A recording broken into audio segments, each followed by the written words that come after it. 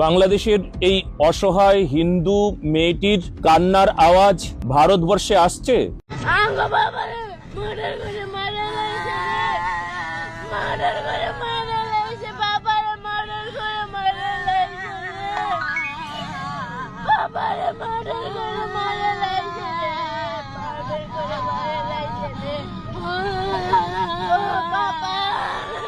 পশ্চিমবঙ্গে কারুর কানে গিয়ে পৌঁছচ্ছে, কারুর হৃদয়ে লাগছে কি? তবে বাংলাদেশের এই মেয়েটি, আপনি ভাবুন তো, আপনার ঘরের মেয়ে, আপনি এই মৌলবাদী মুসলিমের দ্বারা আপনার মৃত্যু হবে, আপনাকে মারা হবে, আর তারপর আপনার মেয়েটা কাঁদবে এমন করে। ঘটনাটা এরকম ঘটবে না? আপনি না বলতে পারবেন? আপনি গ্যারান্টি দিতে পারবেন এরকম হবে না? হতে চলেছে।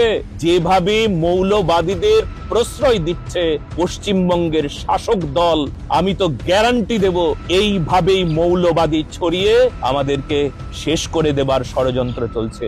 ইসলামীদের কিতাবে আছে শরিয়ত শাসন করবে এরা।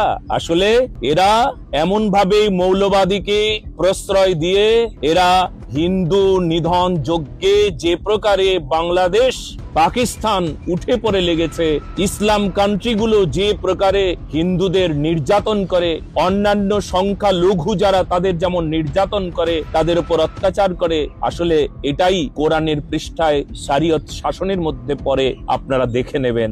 শরিয়ত শাসন বুঝলেন? একচেটিয়া কেবলমাত্র মুসলিমরাই শাসন করবে, তাদের সংবিধান হবে কোরআন হাদিস, আর শাসনকর্তা হবে মৌলবাদীরা। এটাই শরিয়ত শাসন। আর এই জন্যই উঠে পড়ে লেগেছে বাংলাদেশের মৌলবাদীরা। এই জন্যই এই অবলা নারীগণ এমন করে কাঁদছে।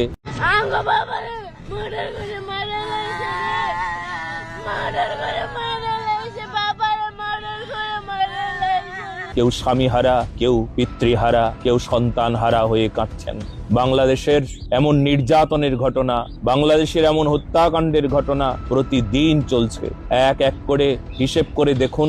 দীপুচন্দ্র দাস, খোকন মণ্ডল, এমন করে এক এক করে আজ পর্যন্ত যারা শিকার হচ্ছে, জিহাদির শিকার হচ্ছে।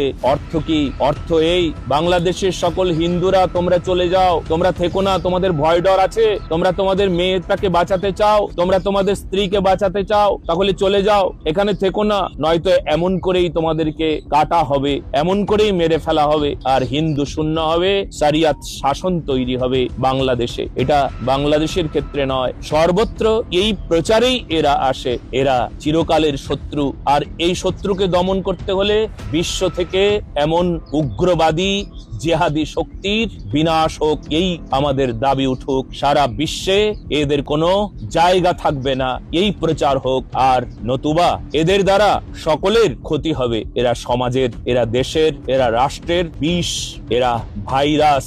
আর তাদেরকে দূর করবার জন্য সকলেই এখন জয় শ্রীরাম, জয় শ্রী শ্যাম।